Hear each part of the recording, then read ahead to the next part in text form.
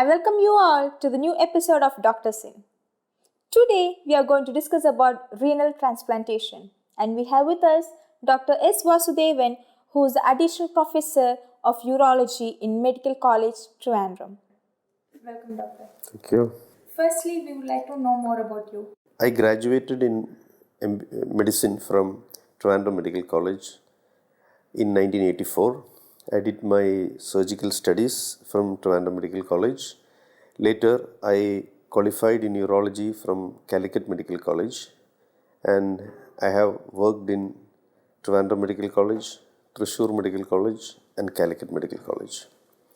Right now, my areas of special interest are renal transplantation, oncology or work related to urologic cancers, and surgery related to stone disease. Can you tell us the relevance of transplantation today? The number of patients who are facing terminal renal disease is on the increase. A rough estimate is that about 1.5 to 2 lakh patients are right now on treatment for renal disease and needing definitive treatment as they have reached the end stage renal disease. The present day statistics reveal that only about 5,000 of these patients have access to renal transplantation every year. So that shows the gap that is existing between the amount of people who need renal transplantation and the number of patients who are actually getting that procedure done. So that is the relevance of activities to promote the number of renal transplantations being done every year. This is the scenario all over the world. Even in advanced countries like United States, roughly about 25,000 procedures are done every year. So there is need to address this gap between supply and demand. That is the relevance of activities which promote renal transplantation today. Regarding the causative factors that lead to renal failure, we can divide them into conditions which appear in childhood, like infective processes, glomerulonephritis, pyelonephritis, nephrotic syndrome are some of those diseases. Same diseases can come in adulthood. In addition, patients who have chronic degenerative diseases like diabetes, hypertension, then SLE, periarteritis nodosa, then some certain congenital diseases which appear in any age like polycystic disease of the kidney. These are all some of the diseases that cause renal failure. Among them, if you take the percentage of patients who have diabetic nephropathy, that is the renal disease that appears probably about 8 to 10 years after a patient has been diagnosed with diabetes mellitus, is probably the one which is increasing at a rapid pace. We all know that India is now the diabetic capital of the world, and Kerala has also the maximum number of patients if you take state-wise. So combining all this, the relevance of measures to treat renal failure will be evident. So a lot needs to be done in this area in the near future if we are to be able to treat at least a good number of these patients. Okay, in what age group is this disease more seen? Actually, all age group of population are susceptible to this disease. So in some where the disease attacks in young age, they may go on to renal failure in their teens. Those patients who get degenerative diseases are susceptible to this disease in their 40s or 50s. So no age is free from this disease. It is an universal problem. So, what are the treatments given for such patients? Once diagnosed, the initial measures would be to limit the progression of the disease. That is, through a combination of dietetic measures, medical measures to reduce the progress of the disease and regular follow-up tests. Patients should be guided through the natural history of the disease so that they don't reach terminal or end-stage renal disease very fast. This is very successful if they undergo a timed follow-up as well as evaluation procedures. But once the renal failure reaches terminal phases, that is stage 5, they have to be treated more aggressively. So at that stage, their options before a patient is either undergo dialysis or undergo renal transplantation. Dialysis can be done either through the blood vessels, that is hemodialysis, or it can be done through the peritoneal membrane, that is peritoneal dialysis. But it should be understood that at best, dialysis is only a means of life saving. It can never give good quality of life to a patient, which is comparable to that which a patient gets after they undergo renal transplantation. Even cost-wise, it is much more cheaper in the long run for a patient to undergo transplantation. Also, the patient will not need not stay close to the hospital. He will have a better quality of life and will be able to undertake many activities which he will not be able to undertake if he is still on dialysis. That is the relevance of promoting renal transplantation among patients with end-stage renal disease. Can this lead to death? Of course, a patient in end-stage renal disease who is not treated promptly or incompletely treated or who refuses to undergo the treatment protocol, they are all in risk of having complications. Among the complications would be a severe pulmonary edema at which a patient is in risk for death. So of course, as I said, there is a large gap between supply and demand. So a lot of patients don't get access to the definitive modes of treatment, and it is presumed that all these patients who don't get access to good health care will surely get the terminal complications and will face early death.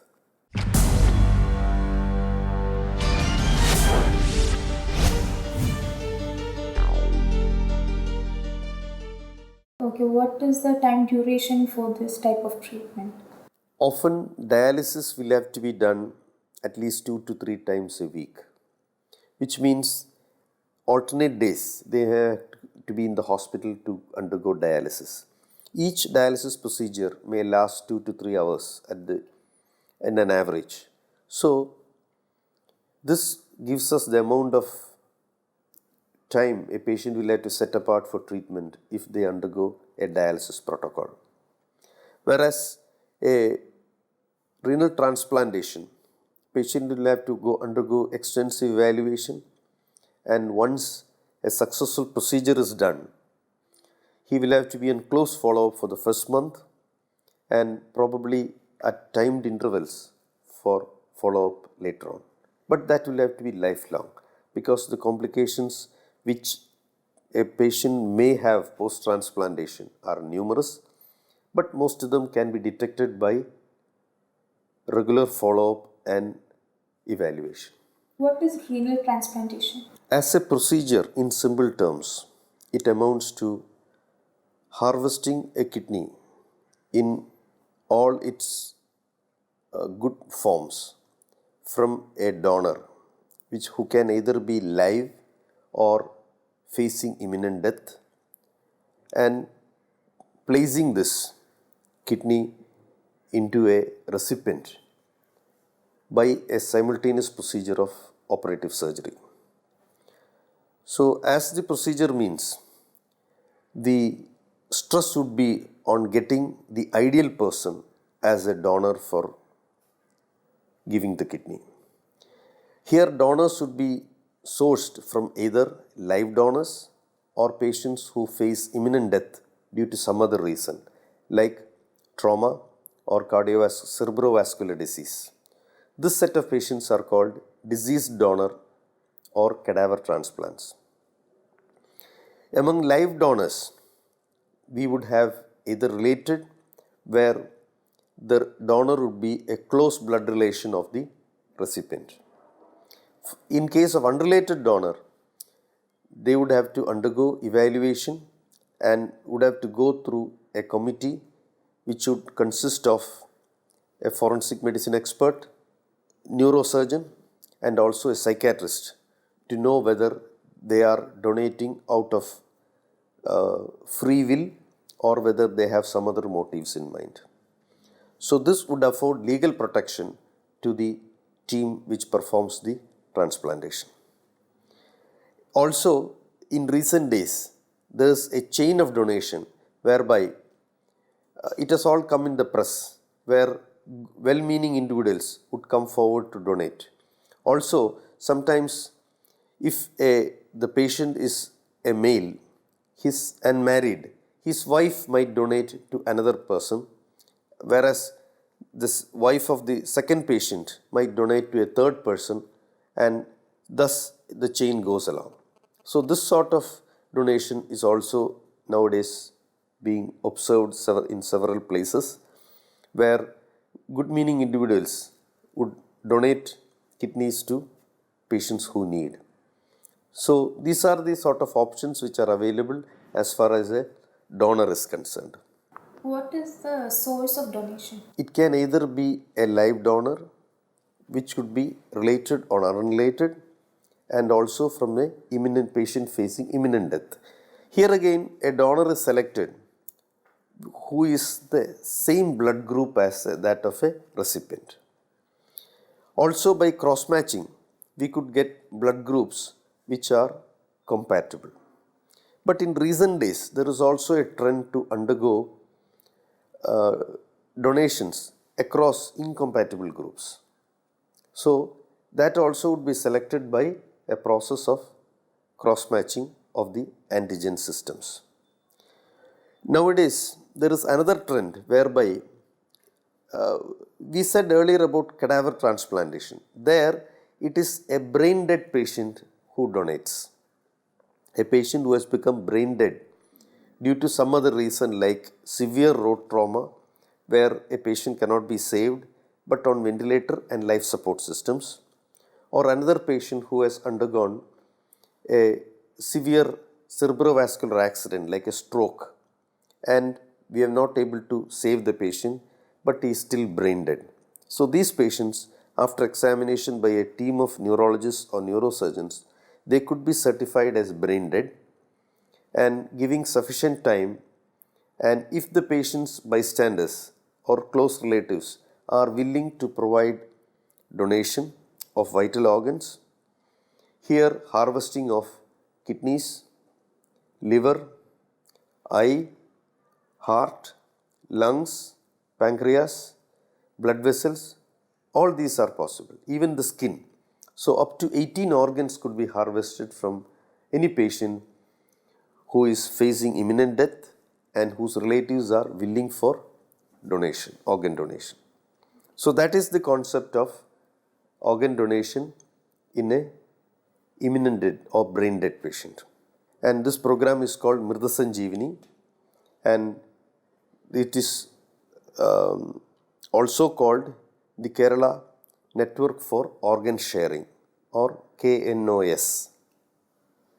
And it is this framework that has popularized the concept of brain dead and cadaver organ donation. We see most of the patients undergoing end-stage renal disease and approaching a renal transplantation run helplessly in search of a donor.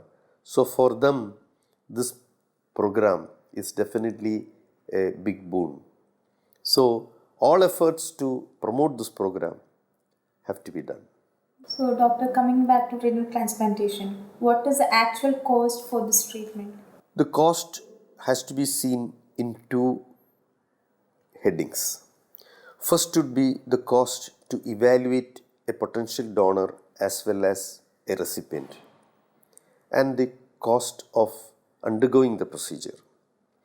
The second part would be for a patient who has undergone renal transplantation to maintain himself in the form of repeated evaluations as well as drugs to prevent rejection, that is immunosuppressive drugs.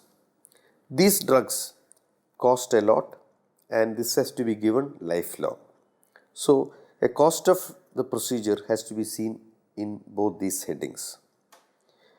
In the first heading, in a good hospital, we could expect cost to be somewhere around maybe over 1 lakh to approximately about 5 lakhs. This cost has been a major deterrent to all families who are anticipating this procedure. If a patient plans his procedure sufficiently early, there is sufficiently help available from the community as well as the government for them to be helped through this procedure. And there are schemes in some other states whereby these medicines are made available after the transplant. Even in Kerala, there is this Karunya pharmacies who make available these drugs at low cost, whereby it is affordable more than previously. What advice you would like to give the patients who have undergone this renal transplantation? For those patients who have undergone this procedure, they should look after themselves with equal attention further in life, because there are several complications that could come to these patients over years. Infection is one big problem. They could get viral infections, bacterial infections, as well as protozoal infections, and they need to be constantly on the guard to detect these infections early and treat them. Second is to guard against cancers. Many of these patients long term are at risk for cancers because of the immunosuppression they are undergoing. And this also requires regular, timely visits and evaluation. Lastly, the disease could recur in many patients, either in the graft or because of improper attention to follow-up. So, they require modification of their drugs of immunosuppressants constantly. So, they have to be regularly in touch with the operating team as well as nephrologists. Actually, there should also be a set of advice to the public. The danger of lifestyle diseases damaging any vital organ is very much there. So, similarly, kidneys could also be affected. So, adopt a healthy lifestyle, attention to what you eat, how you exercise, and how you search for diseases at each stage of life, so that early detection is available and any problem could be treated sufficiently early to prevent end organ damage, which necessitates this sort of end-stage treatment. Okay, doctor, thanks a lot for being a part of our program. Thank you. I too enjoyed your program. So, that was Dr. S. Vasudevan with us. Until we meet next time, this is me, Naina, signing off. Take care.